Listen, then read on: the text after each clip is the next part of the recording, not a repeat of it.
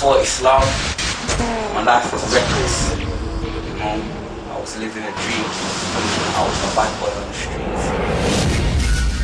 Before Islam, there was a lot of confusion, a lot of stupidness I was involved in, foolishness like drugs, fraud. Like before Islam, man, I was in the gunners and more gunners, you know what I mean? I was upon the kufr, the worst side of the kufr, the disbelief that you can ever believe in. I was basically living a life to the fullest, man. I was trying to basically become the most evils of the evils when I was living that life, man. Before, I used to think to myself, like, is that it? The man's just gonna shot and rob till man dies. Life before Islam, complete jahil, ignorance, stupidity. Like, I'd wake up, no purpose in life at all. All I'd do, get gal, boss man's head, go clubbing, go stripping, all that madness there, just do enough stupidness. SubhanAllah, before Islam, my life was like, it was up and down, innit? I was on the streets. Before Islam, well, I was into crime from the age of like 13, doing burglaries and robberies at 14. At 15, I was in prison, World Detention Centre. At the age of 16, I started to take coke. 17, I had my first child. 17, I started to sell crack. 18, my bridge and juvenile got murdered.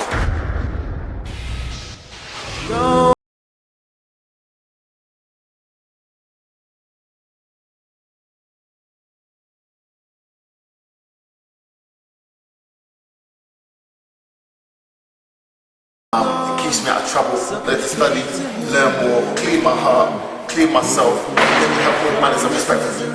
Now that Allah got me to the Islam, alhamdulillah, it's like night and day, you know? Night and day. When Islam came in, it showed my man's got a purpose.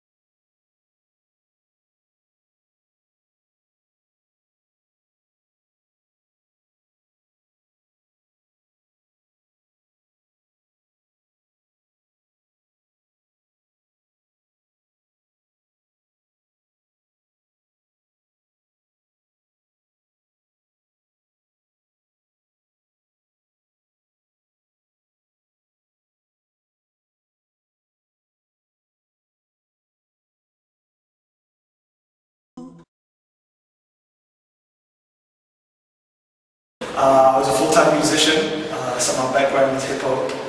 So I was a rapper, I ran a record label, so I was doing it full-time professionally, performing not just in the UK but around Europe, America.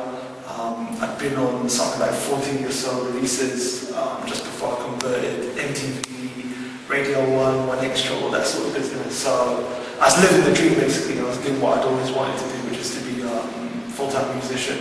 But then my music career took off during that time, and I eventually got the opportunity to do it full-time. And just as things are getting really, really good, which is why I put out my first album, that's why I decided to embrace this then. So it was funny how things panned out, but kind of all around. The principles of being a Muslim or Islam, you know, and I only really looked into that as I went through life, you know, and took it more and more seriously as I got older and older, you know, and researched.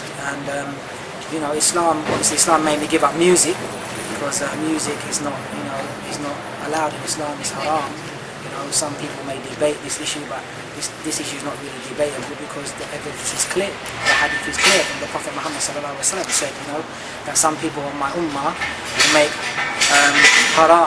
make haram halal, and that is like wearing of the silk, wearing of the gold, committing zina, and doing music with musical instruments. I'm not saying nasheeds now. Nasheeds is a different thing. You know, for those who don't know, nasheed is like an Islamic song, but that song has to have just vocal and know music, and the context of the lyrics has to be specified, has to be unique to Islam, in what you're saying. So obviously, me being in music, I had to leave that, being in clubs and all this type of thing. And obviously, it took time to accept it because, for people who's in music, they know they've got a deep passion for this type of thing.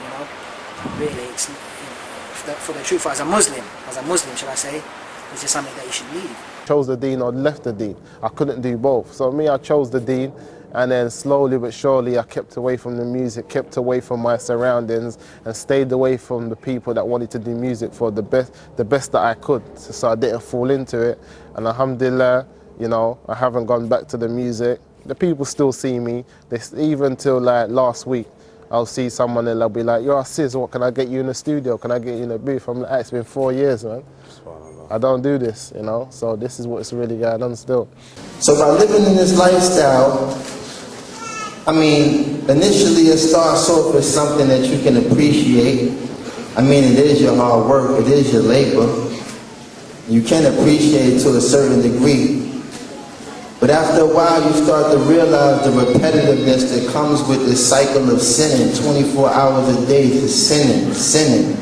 So it was a point in my career, like I said, I started to keep running into this repetitive cycle of sinning, and I felt in my heart that I couldn't possibly be doing something right if I'm not happy. I'm not happy. Everybody's looking at these 3-minute and 40-second frames of me in these videos. Y'all saying, "Loon, look at Loon, man. He just jumped out of a $150,000 car. Look at Puff, man. He got out of a helicopter." Y'all looking at these images and y'all just saying to yourself, these dudes can't possibly have a worry in the world. But in all actuality, those 3-minute and 40-second frames of this luxurious lifestyle, this glorification of the American dream, it was just a facade. I truly wasn't happy. Bitte, wenn ihr Musik hört oder Musik macht, wallahi versucht ganz schnell da rauszukommen. Wallahi versucht da rauszukommen. Weil diese Sache ist keine leichte Sache. Es ist haram, 100% haram. 100%. Versuch da rauszukommen. Auch dir, Bruder, bitte, wallahi, vergiss alles, geht deinen Weg gerade, kümmert dich um die Familie, kümmert euch um eure Familien, lasst die Musik, sie lenkt ab. Und guckt mal, was in der Musikszene los ist. Sinner, wo ich unterwegs war, ich habe so viele Sachen gesehen, schlimme Sachen. Kleine Mädchen rennen den Musikern hinterher, verlassen ihr Haus. Muslimische Mädchen, wallahi muslimische Frauen, gehen raus und machen so viele schlimme Sachen mit vielen Männern. Das sind unsere Schwestern, unsere Töchter. Und ich sehe sogar Frauen, die haben Kinder in unserem Alter, die gehen auch noch raus und machen schlimme Sachen. Ach, wenn die sterben, die sind weg vom Fenster. Wollt ihr, dass eure Töchter so sterben? Oder wollt ihr so sterben in diesem Zustand? Oder Brüder, die nur unterwegs sind auf Drogen und Alkohol, mit Frauen und diese ganzen Sachen. Billah, ich habe so schlimme Sachen, ich bin so froh, Allah soll mich nie wieder dort zurücklassen. Nie wieder will ich dort zurückgehen und keiner soll in diese Szene reingehen. Und die drinnen sind, inshallah, er holt die raus. Amen.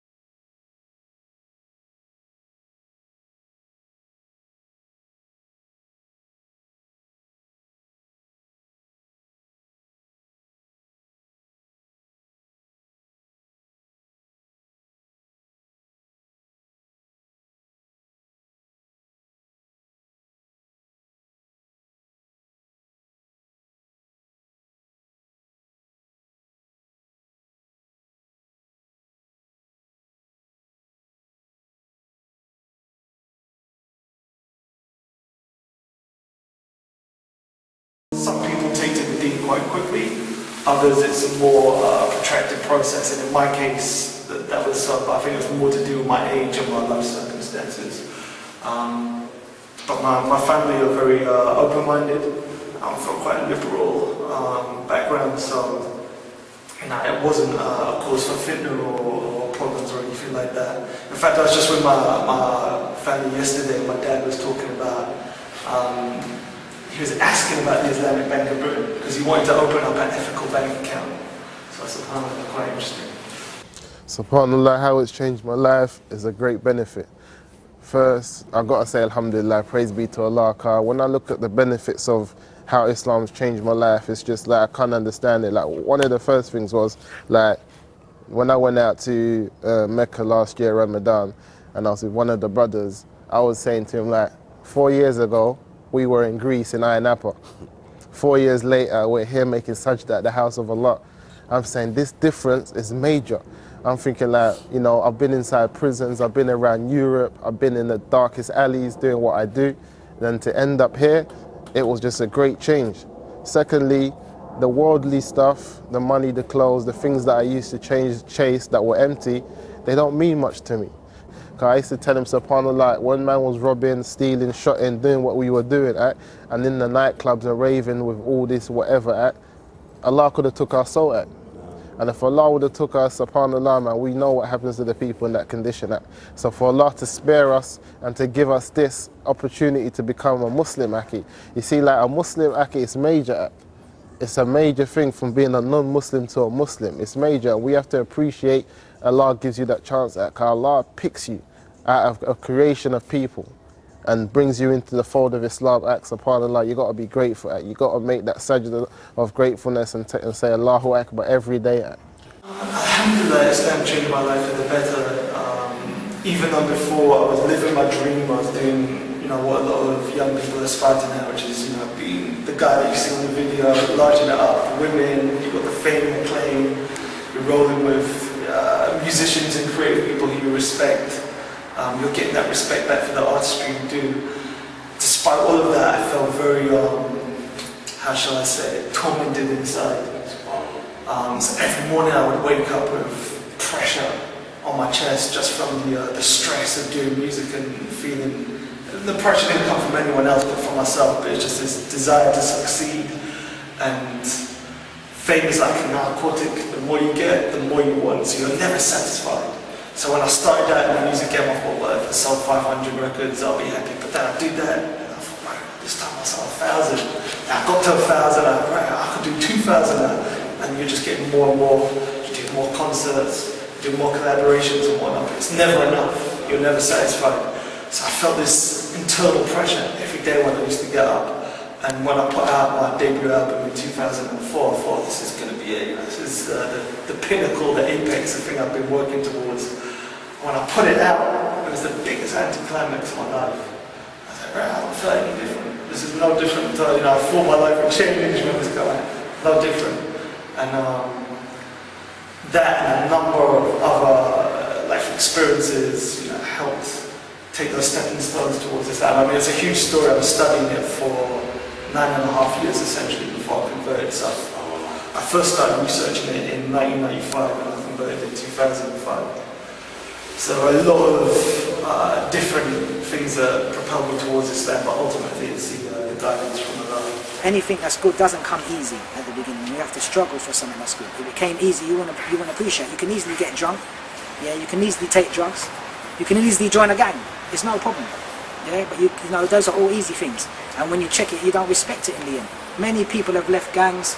You know, many people have left fame. They've all left it to follow this path. And there's a reason for this. You know, so if you're a Muslim youth, you should look into what's right in front of you. You know, because that's the real enjoyment of life. You'll never really enjoy life. Yeah, and there's no point hiding who you are, because your friends who are non-Muslim, they become Muslim. And then all of a sudden they'll be looking at you thinking, hold on, you know, you was meant to be a Muslim. I know about Islam more than you. When that comes back to you, you're going to think, oh no, that faith is me, I'm a Muslim. But no, you don't know about Muslim, you just got Muslim name.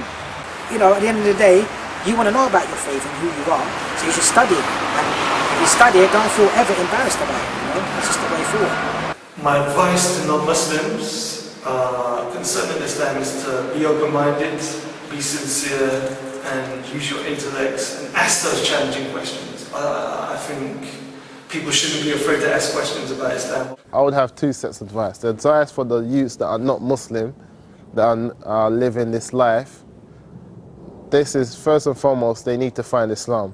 If they have an inclination of wanting to know Islam, they have a few friends that are Muslim or whatever, and they're thinking, subhanAllah, I want to know about Islam, but my brethren, he says he's Muslim, but he's just like me. He's not really doing nothing. He says he's Muslim, so what's the benefit of me embracing Islam if we're both going to be on the road? Because certain times, as a non-Muslim, you want to embrace Islam, and the only person that's showing you Islam is your friend, but he's just as bad as you. But you're trying to overstep him. You're not trying to be a Muslim and be like him. You're trying to be a Muslim and go beyond that and practice your deen. But you can't see a way out and you don't know who to ask except for him. So then you end up leaving it off because of his dawah is not correct. So what I would say to that is look past that. Look past his downfalls, look past his faults, and ask him about what is really Islam. What do you know about Islam, and where can I find guidance? Where can I go to? Do you know any organization, just like yourself, Roadside to Islam? Do you know anything that I can go and, you know, find out about this deen of Islam?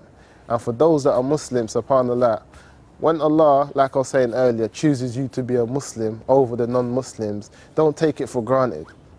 This is not something that we should take for granted in this dunya. This is something that is a very, very serious matter. For Allah to give you, you know, a key and tell you, okay, this key, if you want to use it correctly, it would open the door to Jannah. It's here, take the key. And for Allah to have another creation that He doesn't give a key at, they'll knock as much as they want and the doors of Jannah will never open for them, Aki. So for Allah to give you a way in, you shouldn't take it for a joke and want to use it like, subhanAllah, like we need to think about it. The youth need to think, where do they want to be? Do they want to be in this culture of just gang banging, robbing and stealing? It's easy to be sent at. We used to live that life, we were there. We know when you're in that trance, you can't see a way out. But if you want something that much, just how you want a new pair of Nikes, you go on the street, you put in the extra hours, you get that money, you want a new car, you put that effort in, you get that money. You can do the same for Islam, Aki. If you want a way out, put that effort in, and you're going to get that iman, inshallah, to Allah. He's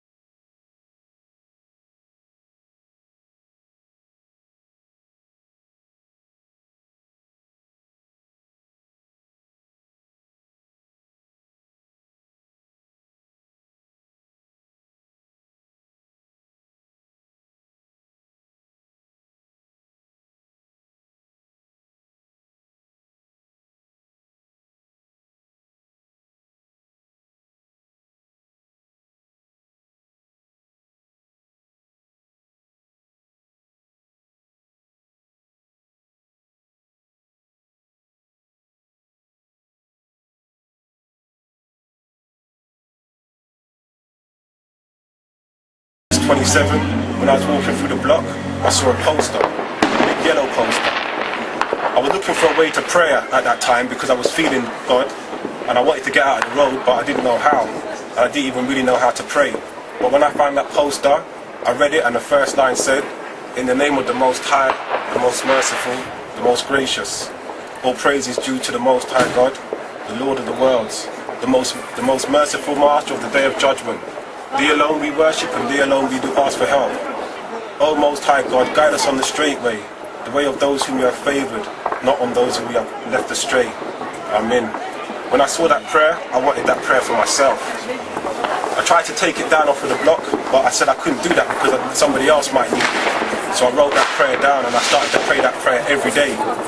My life changed from then. I started to see some real signs. My house got raided. I had a gun in there, but they didn't find the gun. You know, they stopped me outside my house. I had like 4 ounces of work in my balls, and the police got another call just when they was about to start searching me proper. See, those times I just knew that God was protecting me and guiding me, and I just wanted to get there. I started to pray that same prayer, and I prayed to God the last prayer to guide me to something that's true. I didn't know if it was Rastafarianism, Christianity, Islam. I didn't know what it was, but I just prayed that prayer. Anyway, I got a flat in Camden, and I was moving to Camden when I started to pack up my stuff, and I found that same green Quran that the Nation of Islam had given me. I hadn't even read that Quran, so I said, you know what, since I'm searching, let me see if the answer is in this book. So I opened the book on the first page, and my blood went cold. Every hair on my body stood up on ends. It's like my heart even stopped beating for a minute. I couldn't believe what I was seeing. The same prayer that I'd been praying all this time was there, Surah Fatiha, only in the Arabic translation where you would see Allah instead of the Most High. I couldn't believe it. I knew that this was my calling. I knew that I had to try and get to Islam. I went to my missus and I said to her, I'm going to take my Shahada, I'm going to become a Muslim. She couldn't believe it. You know, at that time I weren't destitute. I had money, I had cars, I had jewelry.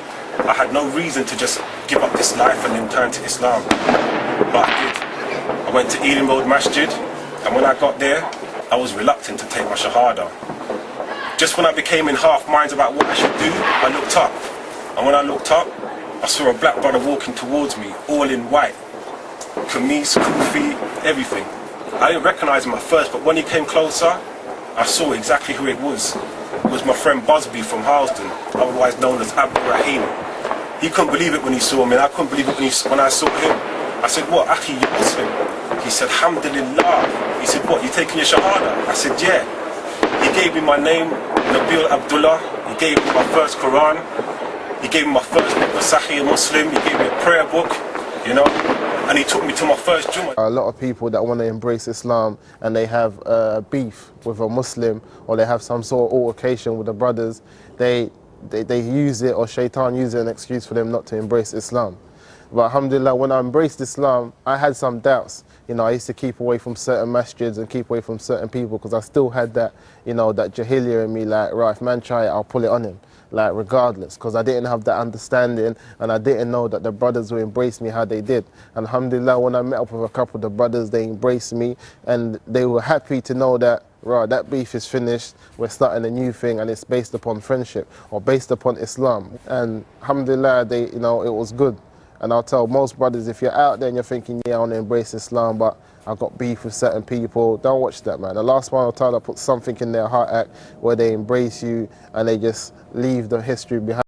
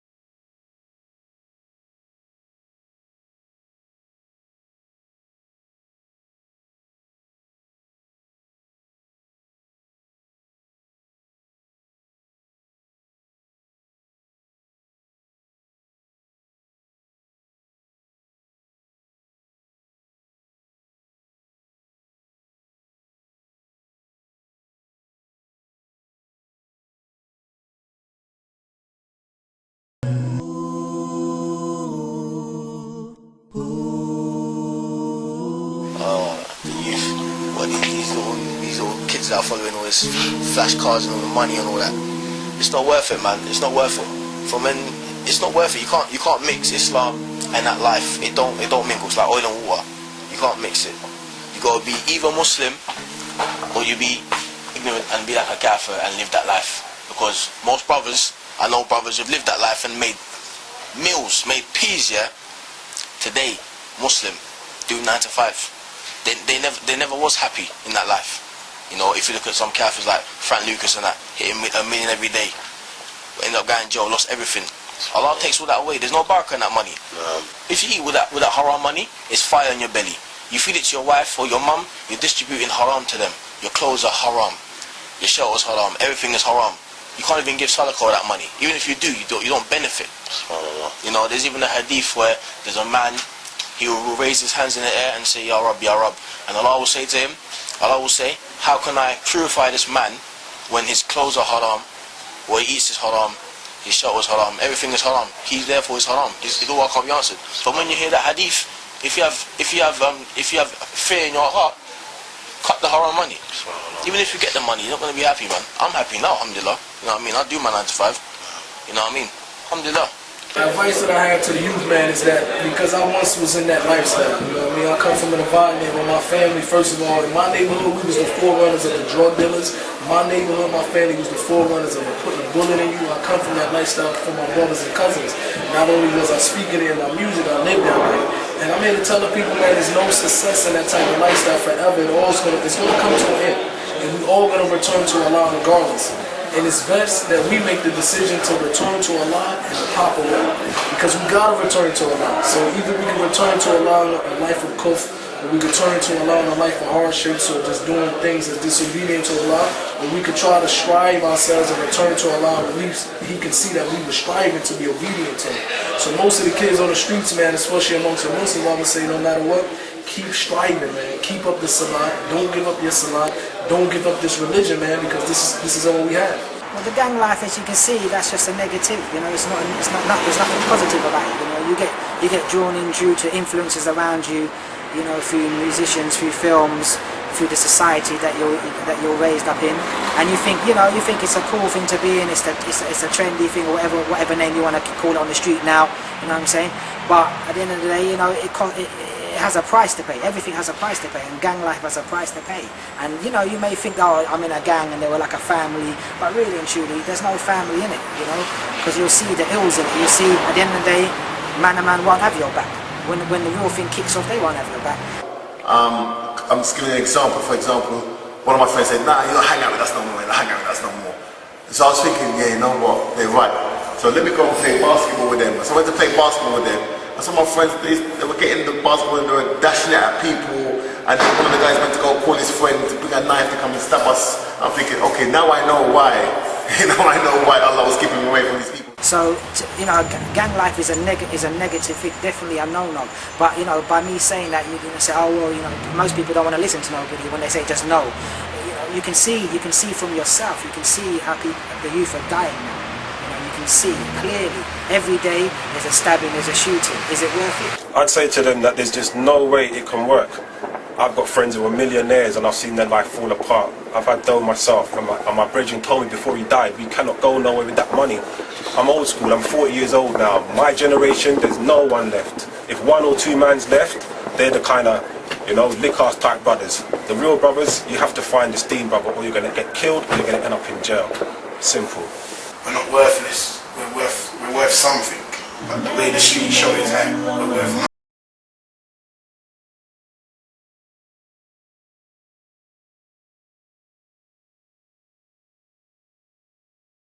You know what I'm saying? Use your brain. You know what I'm saying? Listen to your heart and use your brain. Because the truth is always there. A sincere man will always be rewarded.